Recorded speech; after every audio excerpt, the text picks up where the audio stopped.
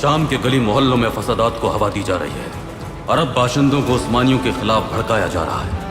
السلام علیکم ناظرین، سلطان عبدالحمید کے زمانے میں برطانوی راج کے زیر اثر ایک دفعہ شام کے اندر دنگے فساد شروع ہوئے تو سلطان کو اس بارے میں خاصی فکر لاحق ہوئی۔ انہوں نے برطانوی سفیر کو بلا کر کہا کہ شام میں ہونے والے فسادات بہت زیادہ بڑھتے جا رہے ہیں اور وہاں کے باشندوں کو عثمانیوں کے خلاف بھڑکایا جا رہا ہے اور اس کے پیچھے برطانیہ کا مکمل طور پر ہاتھ ہے۔ آپ کو چاہیے کہ آپ ان فسادات کے بارے میں سنجیدہ اقدامات کریں، ورنہ آپ لوگوں کا وہاں سے نکلنا بہت مشکل ہو جائے گا۔ ناظرین، آپ جانتے ہیں کہ برطانوی راج کس قدر مطلب پرست اور مفاد پرست قوم ہے۔ انہوں نے بجائے اس کے کہ فسادات کو رکوائیں، انہوں نے یہ کہا کہ شام کے فسادات شام کا اندرونی معاملہ ہے، ہمارا ان کے ساتھ کوئی لینا دینا نہیں ہے۔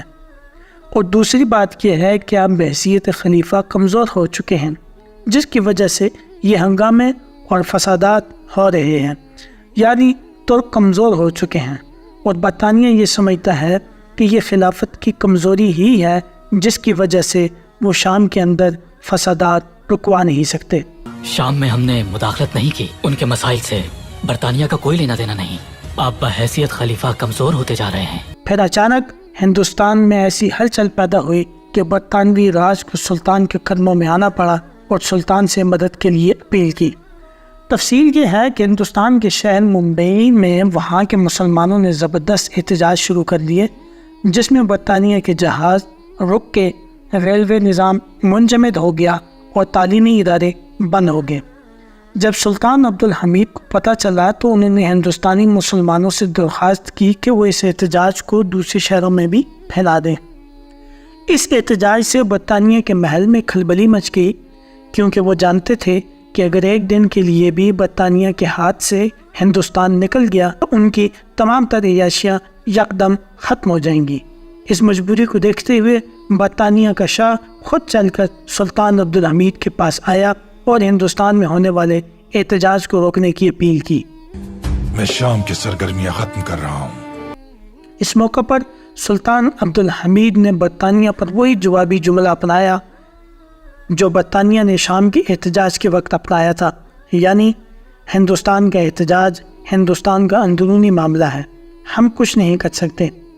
برطانوی شاہ کہنے لگا کہ سلطان معظم، پورے برطانیہ میں اس وقت یہی موضوع زیر بحث ہے کہ ہندوستان میں احتجاج جاری ہے، آپ اس کو رکوا سکتے ہیں۔ لیکن سلطان نے جواب دیا کہ جب پورے برطانیہ میں اگر یہ بحث جاری ہے تو انہیں اس کا حل بھی معلوم ہوگا، ہمارے پاس چل کر آنے کی کیا ضرورت ہے۔ برطانیہ کی طرف سے مزید التجائیں کرنے پر سلطان نے کہا، آپ تو کہتے تھے کہ خلافت کی طاقت ختم ہو گئی ہے اور آپ مجھ سے ہی مدد مانگ رہے ہیں، جس پر برطانوی شرمندہ ہو گئے اور شام میں ہونے والے فسادات جو عثمانیوں کے خلاف تھے انہیں روکنے کی مکمل یقین دہانی کرائی۔ شام کے مسئلے سے برطانیہ اب اپنا ہاتھ اٹھا لے گا سلطان معظم، جس پر سلطان عبدالحمید نے ہندوستان میں جاری احتجاج روکنے کے لیے تعاون کرنے پر آمادہ ہو گئے۔ ہندوستانی مسلمانوں کا احسان رہا ہے ہم پر، انہوں نے کبھی ہمیں تنہا نہیں چھوڑا۔